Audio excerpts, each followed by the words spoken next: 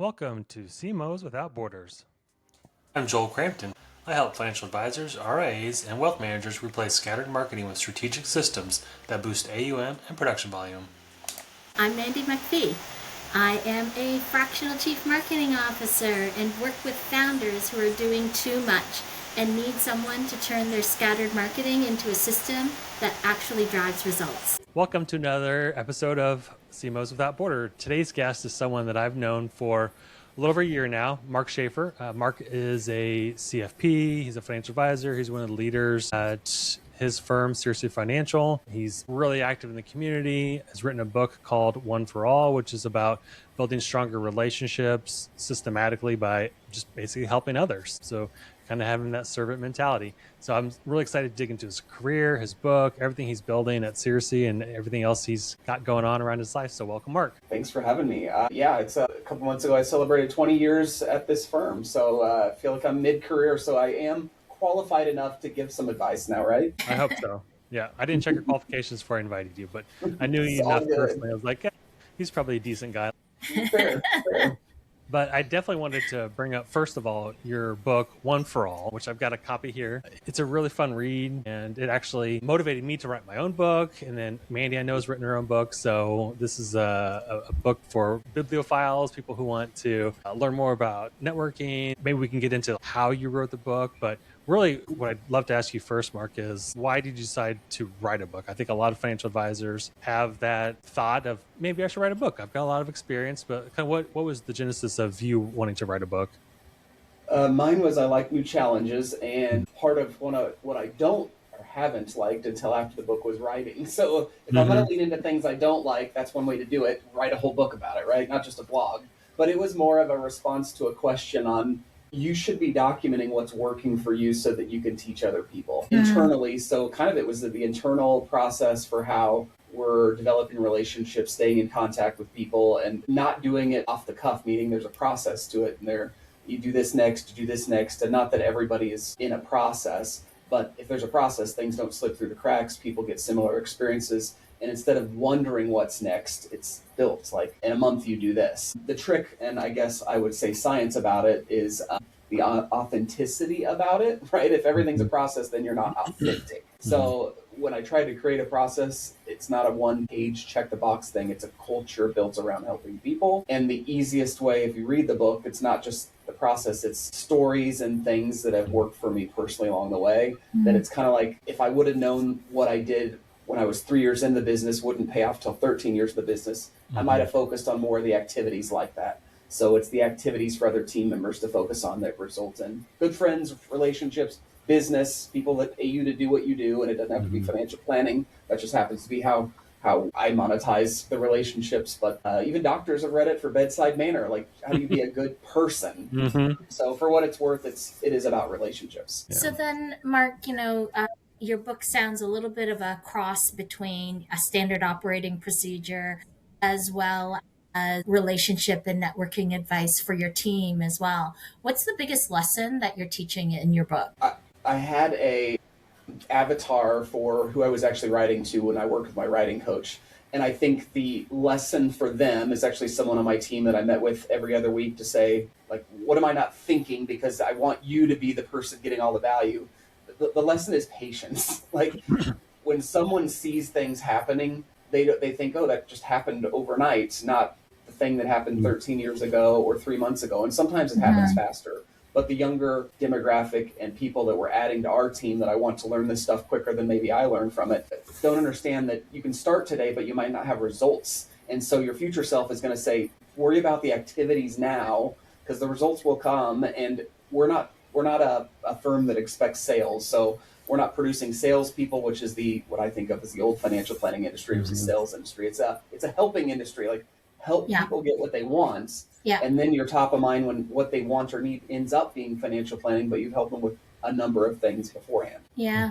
Joel and I often talk a lot about trust in financial services, trust in the business that you're in and financial planning, and that you're selling trust. You're trust is your product. It's not necessarily the investments that you're buying into. As you build those relationships, that's part of selling that trust and being part of that trust system.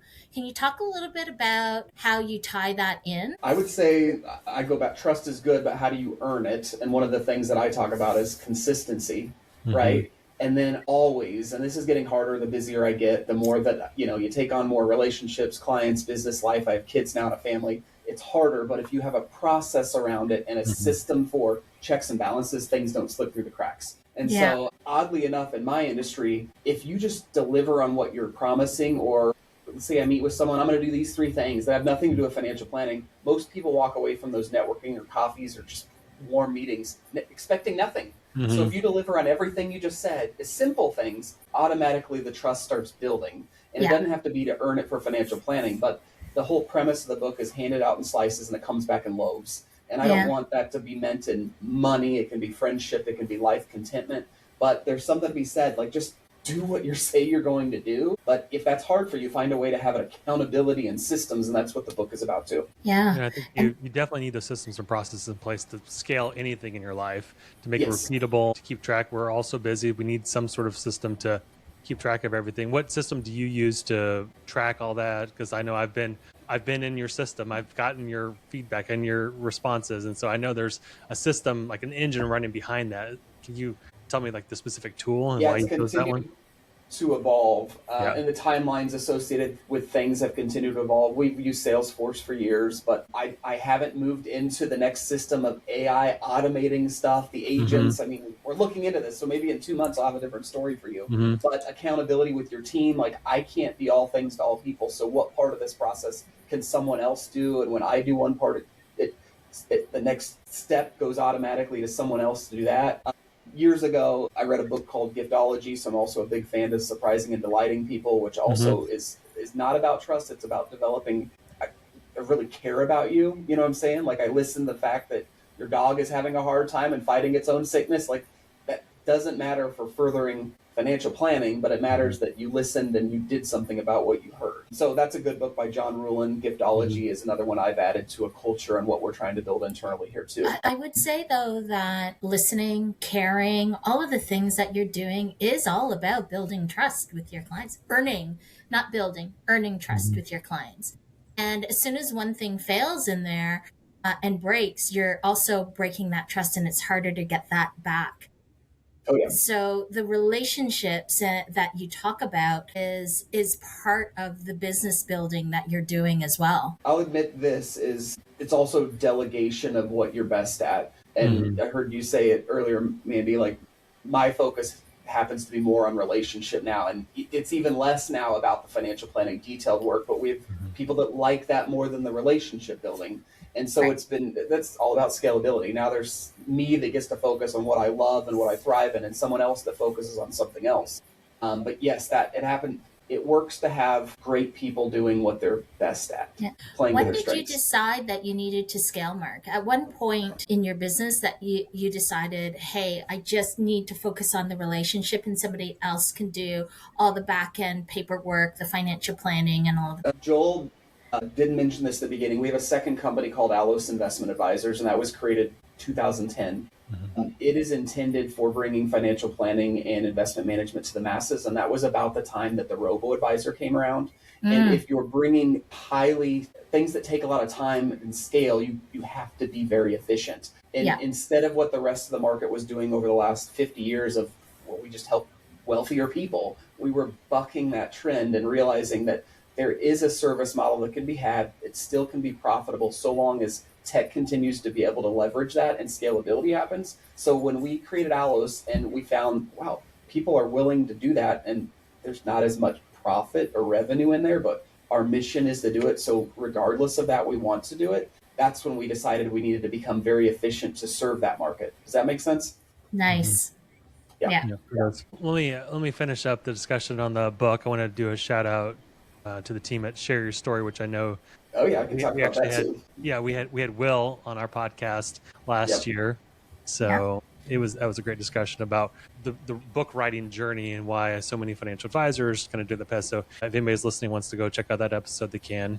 I don't remember when it was, sometime in fall of 2025, maybe. If you do show notes, I wrote a blog about my wonderful experience with them and the writing coach that I got assigned to that talked through the process. I loved it enough to do it again. And for anybody thinking about writing a book, I hated it. I got through it, and then I committed to trying to create more content for my website. So blogs, like 1,500 words and less. That seems so simple. And for the rest of the year last year, after I wrote the manuscript, I was writing like one a week. And if you can do that and I started feeling the positive impacts of sharing what I wrote content-wise and getting, the likes are one thing, but then SEO around it, and a random person reaches out because they were touched by something you said. So it's like this positive reinforcement. So you want to write again and you want to write again.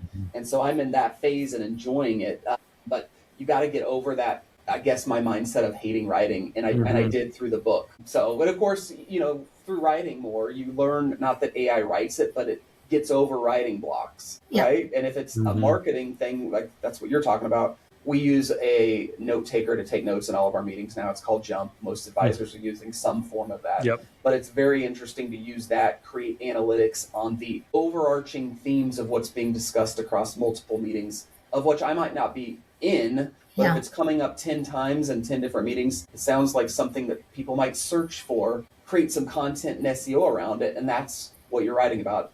I will also admit, I enjoy writing about nothing that has to do with financial planning. Of course. Book reviews, leadership, travel, life, because people also are seeking that in financial advisors and people they trust, right? So most of mine are fun to write because it's not about how you do a Roth conversion, which is also important. So be real, be a person. That's how people find you and can relate to you. So one thing you can try, Mark, to capture your voice in your writing when using AI is to take all of your meeting notes and ask it to do a voice guideline for you. Tone, manner, the way you talk, so that when it spits out your writing, it already has that voice guideline for you to use, and it should write more accurately to your voice, and it'll be materials that you really enjoy and like. So I am not our compliance, and I am not our we're tech, but your timing on saying this is interesting. I used ChatGPT for a long time. We're transitioning yesterday, so I have Copilot, which syncs security-wise to knowing my email. That is, I don't understand the words, close model, so I can do more of that and copy meeting notes into things to do exactly what you're saying. Yes. So even though I feel like I'm moving forward on some tech, that will move forward a lot further in regards to what you're saying. So I'm excited about diving in. Yeah, that's exciting. Your book is also rich with content as well. Once you write a book, my gosh, you can leverage all of that content for your blogs and articles, repurpose it. It gives you a wealth of content to write about weekly. And even when I was working with my writing coach, they'd say, you need a better hook or you need a better story. And I copy and paste what I've written so far. It says, ask me questions that might make me think of a story that I'm otherwise just, it's in here, but I can't pull it out. And 10 questions go, oh yeah, I have something to say about that, right? Yeah, nice. And shout out to Jessica. I know she's the writing coach, right? That you were mentioning. Yeah, she's actually helping one of my clients, another financial advisor client that I have, write his book too. So, talking about experts, bringing in people that are better at what you do. I mean, that's why people bring in financial advisors to help them build financial plans. So they bring in marketing professionals such as Mandy and myself. So, yeah, I think just we're talking about bringing in those experts to fill in the gaps where your knowledge areas are lighter. So, Joel, anything else you want to talk about from a systematizing kindness? I got a question for you, Joel. Why do you think that so many financial advisors and financial planners are writing their own books right now? Well, lots of reasons. Probably the biggest one is it's a marketing tool. I mean, it's an easy giveaway. It's probably the reason, a lot of these reasons, the same that we wrote our own books, Mandy, is it showcases us as experts in whatever particular area we're writing about. Typically, it has some sort of conversation about financial advising and planning. And so they wanted to share that kind of expertise, but they also have their own unique story to tell. Like you were saying, Mark, their own unique spin, their own unique experiences that they want to bring in. And that's what helps shape them and their career, but also the firm that they've built. And they want to make sure that the people that they are working with understand the genesis of their firm and why they think the way they do, why they invest the way they do, why they develop plans in that way. So I think those marketing, telling the story, people like to create legacies for themselves. So that's also a good thing. My hope is that my kids read my book someday. Yes. Yes. Legacy, planting seeds for good kids. Yeah.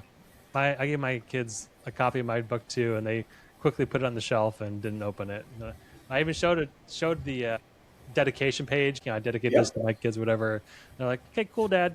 It's like it's the last thing they want to do is read a book when they're in high school. The funnest part about it is my wife. I don't think she's read it. Bridget, if you're listening to this, you should still read it, because some people are like, "This is a great book," and they tell my wife, and she's like, "Oh, it is great." No. But back to your question, Mandy, it's trust. So when I meet with someone for the first time, but they know I've read it, they've read it. Like, they've read the whole book. And the very important part with anything in marketing, as you know, is it's got to match you. Like, if you wrote this wonderful book, but it doesn't bring out who you really are, or you have a website that's great, but it's not who you are. Like, if all of it lines up with confirming what they already have, the trust is further already. It works for that a lot. It builds up an authority that builds up trust. Absolutely. Yeah. Whether they've read it or not. And on that note, my kids are a little bit older than Joel's. They're young adults. They've all read my book. My husband's read it. My mother-in-law has read it. My sister-in-laws have read it. The only person that hasn't read it is my parents. So I think there's always somebody in the family that hasn't read your book. Yep, that's true. Fair. Good. All right, let's shift the conversation to podcasting. We're on a podcast. So, Mark, I know you're a frequent contributor to the 4 O'Clock Somewhere podcast. That's right. 5 o'clock. So you would tell us a little bit about of kind of why you started that podcast. What did you hope it was going to accomplish? What have you learned through the process? It's been on for a while. I've been listening to it ever since I've known you. Yeah, like anything else, it's consistency. But the way that this podcast came about was I was having happy hours with an accountability partner who started a podcast business.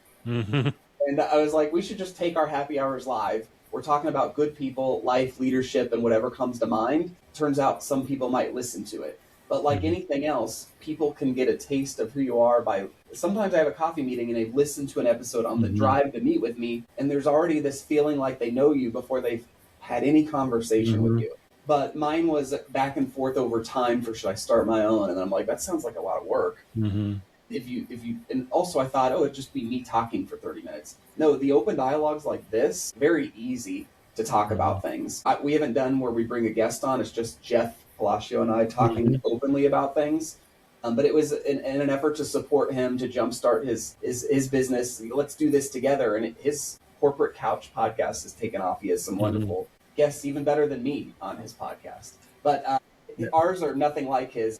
Ours are just fun conversations as if we're having happy hour. Yeah, and again, it brings more of that authenticity, like you were saying. It shows you you can't hide behind the camera. Like, you're literally showing who you are, your personality, how you speak. We can do a lot on the editing and on the production side and the back end to make us sound better, but people still get a lot of the authentic you. Kind of dives into that book conversation. So like, you're just showing another channel, another way that you're showcasing your expertise and being your own authentic self and bringing about your stories. And that's what makes you versus another financial advisor, another marketing person down the road. Yeah, I can't decide if there's a business that comes directly from it, but neither could that be said about my book. What I tell people, it's a series of everything you're doing that helps and contributes. It's a number of touches. It's how you've introduced them. It's listening on a podcast. But everything you do as it relates to the book and a podcast should filter down to social media, if that's your LinkedIn or Facebook. It just gives you more things to be sharing, which in and of itself is worthy of staying in front of people. So I've leaned into that. I really like social media too. Yeah, and so many advisors that I work with want to start podcasts, and it is a lot of work. I've got a couple that I'm building podcasts for, and it's just kind of one of those things. Like, it's a lot of work, but if you have somebody helping you and guiding you through it, the process is really simple. You just hop on the camera for 20, 30 minutes, maybe once every couple of weeks, and then boom, you take that content and you then spread it out kind of like an octopus. It's got all these different arms, and you can repurpose that content across all your marketing channels. And someone might listen to it years later. Exactly. Yeah. Yeah. And it's honestly an easy way to create content for yourself. The authenticity, absolutely, Joel. The amount of content that we've gotten out of CMOs Without Borders is phenomenal. That we share and reshare and reshare again. It's a fantastic tool to share authentic, good content. Yeah, I listened to Peter Maluk is a local person in Kansas City, owns creative planning, but it was also interesting. This was last week. I walk every night. This was just what I listened to. It was a podcast with Tim Ferriss, but it's also interesting to listen. This was 9 years ago, pre-COVID, like relating back to how different things were for people. But it's still relatable. But yes, I've enjoyed listening to other people, including competitors. At the end of the day, we're all trying to help clients. If we can give each other good ideas, podcasts is one way to do it. Yeah. So as you've grown your firm with Searcy and Allos, where do you see your biggest growth opportunities just over the next few years? I mean, AI is starting to kind of make its inway into financial advising. You talked about robo-advisors back when you started Allos, and I mean, AI is kind of that new robo-advisor. So how do you see AI kind of competing, with maybe low-end financial planning? Because you can certainly go into ChatGPT or Claude and say, create a financial plan.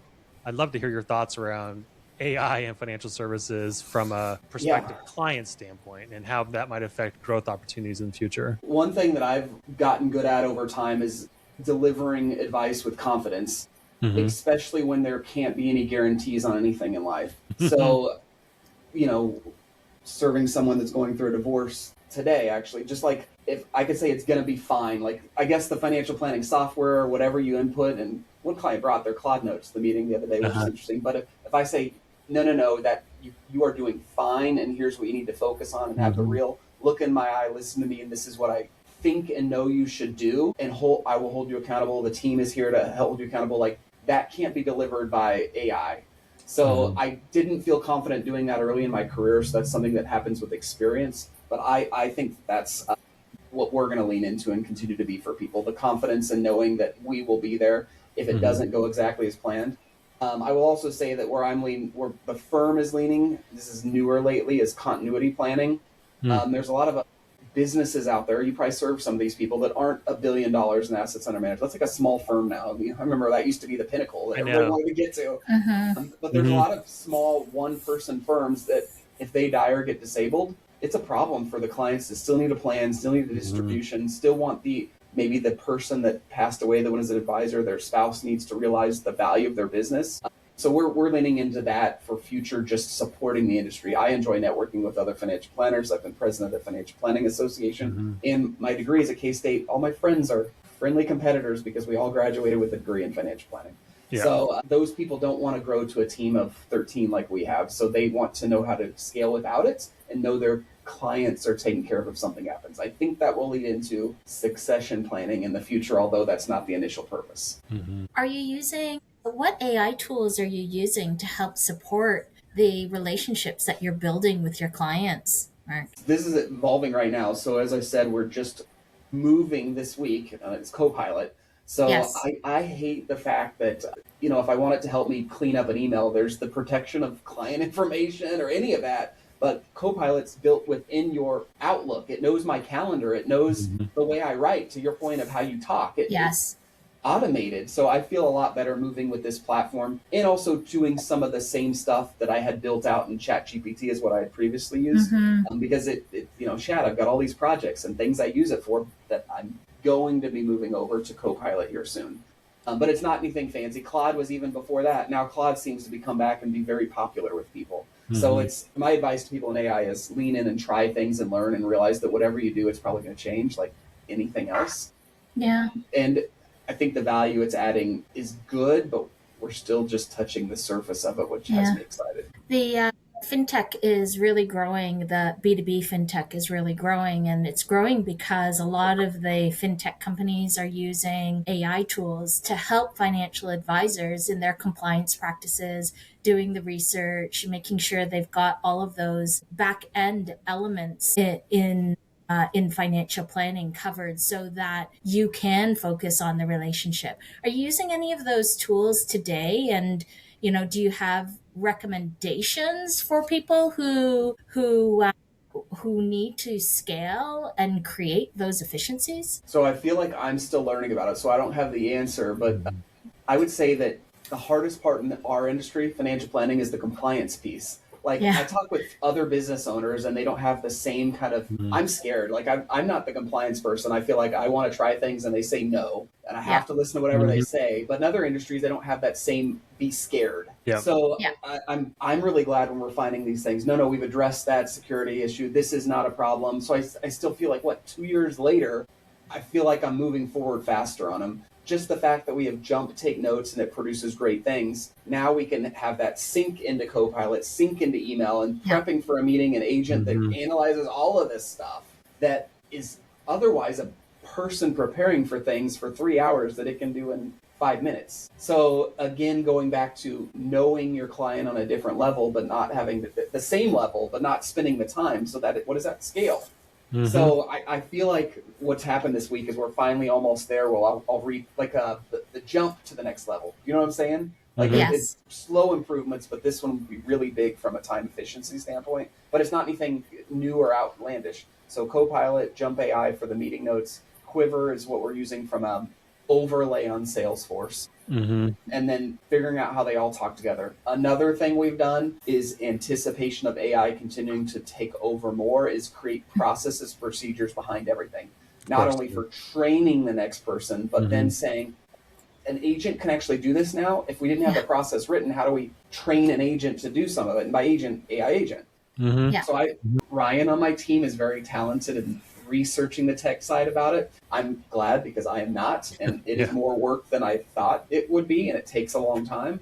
But we should have this conversation in a few months because I think it'll be totally different. And isn't that the case? I find that AI just in 2026 alone has advanced so much in the first 6 months that everything's speeding up, getting faster, and we have to keep up. The crazy part about it is, did you guys read the article? I think it was a local form. Mariner created 700 AI agents or something. I don't know. It's some weird headline. I posted about that on LinkedIn. I saw that. I was like, wow. But it's also like when you're taking it at that scale, it starts costing money. Like what is ChatGPT? I might have paid $20 a month. But when you're doing it to the extent that they are and the data that it's using, then it becomes, is it scalable at that price point? So we aren't there because we're small, but there are some headwinds for some, I guess, mass users in terms of how they're using it.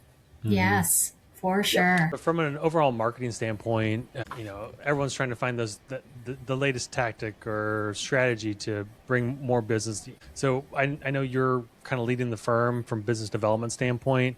I know you do a ton of coffee meetings, but what are some of the tactics you feel are getting the most attention or engagement right now? Like how are new clients coming to find you? Is it still through referrals and relationships that you're doing like with all these coffee meetings, or is it any particular strategy or tactic that you feel is kind of winning you most of the new business? It depends on the month that you ask. So this last month, it's been interesting that a handful, 3 new clients came from competitors because they don't fit the model. So oddly enough, if you're an open networker, it comes in all places, and some people really niche, and this is who we're serving. We kind of have the opposite. We serve everybody, which is good and bad. Like some people say, no, you definitely need a niche. We've taken the opposite approach to that and say we just want to bring financial planning to the masses. So what people don't serve, we get thought of as that resource. So that's beneficial to us. But that's interesting. Going in and being involved and helping other advisors with things is turning into them competitor referring business. Hasn't always been the case, but that's been in the last month.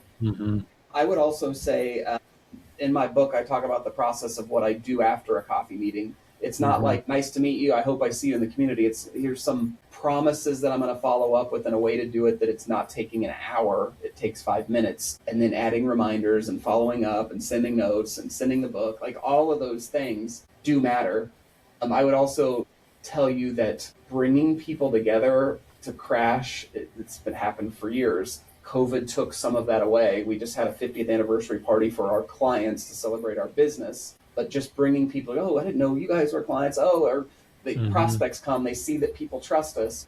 We're doing a pizza party every year, and it's always in the fall. Like that, we don't do that to find business, but it results in business. So I hope and look forward to doing more of those, just bring people together events with no purpose other than to have fun. That works really well. The real estate industry does it better than anybody else. That's where I've learned some of those Absolutely, things. Sure do. Yeah. Sure So do. like client appreciation events, workshops. Yeah, I think those are all great events. And like you said, COVID kind of killed some of that, but it's coming back in full force. People are just craving that personal interaction, especially with AI taking over everything. Like it's become so tech focused and forward that people are just craving those personal interactions, which is why I think financial advisors still have a long, longevity to them, because you can talk people off ledges. You can look them in the eye and give them those reassurances that they are not going to get from their AI tool, that their plan is in place and they're on track and you don't need to worry. And so, so I know we're getting... and it's easy to create those events as well, those client appreciation events, the pizza parties, you order in pizza, you book at a restaurant reservation for a table of 50. They're super easy to do and to create those moments that become meaningful for both your clients and, to your point, to network new clients as well. And to put great other professionals in front of people that end up doing business together. Yes. And it does, I'm also trying to take this. In my mind, I thought like my mind is more is the answer. Turns out it's not always the answer. Like an event with 8 people is wonderful too. So some people say I'm not going to do it unless it's 100 people. Well, no, don't. If you think like that, you might never start. But we're in the process of doing a luncheon. I'm heading down to see my business partner in Phoenix. That's just bringing, I think, 10 people at a lunch. So and if 4 people only show up, that's fine too. Yeah. And bringing your centers of influence together, right? Not just financial planners, but your accountants, your estate planners, your real estate agents that are your centers of influence as well. Yep, that's for sure. So Mark, what advice would you give another advisor? We're all about sharing ideas. It's kind of a co-opetition. Manny and I are both, trying to work with financial advisors, but we have a podcast together, so we're sharing ideas. So in the idea of sharing is caring, what are some of the things that you feel like a financial advisor who wants to become more visible should do? They shouldn't do all the 1,000 things that we're talking about. Like, what's one thing that you feel they should focus on, get good at, and then maybe add on to the next thing? That's a good question. I would say what I'm telling the younger people is what I did, and I got involved in the FPA, and that's nothing to do with developing business, but find the successful financial planner. I now have a list of, call them good financial planners. By good, I mean like collaborative, happy to share best resources, also fun to be around. And when I joined the FPA, it was kind of like, why are you going to network with our competitors? Like the good people, I brought back ideas to our firm from that. I also get something to mentor some of these younger people now. I feel better about life. It makes me feel good. They value what I'm doing. But next gen within FPA, if we're talking about young people, is people under 36. This is an interest group and they get together regularly. That's a good thing to try too. But again, do it with people that are open networks to share good ideas, not try to steal from one another. There's good and bad people in every industry. Yeah. Well, Mark, thank you so much for your time. We'll put some of the links to your book, One for All, in the show notes. We'll put a link in about how to write a book. You wrote a blog post about that. We'll put all those in the show notes. Anything you'd want to share with the audience, Mark, before we shut down for this episode? I don't have any fancy sayings. One of my favorite quotes is, don't let the things you want make you forget the things you have. So gratitude is something that I'm focusing on this second half of the year, and there's my quote for it. Love it. All right, Mark, thank you so much.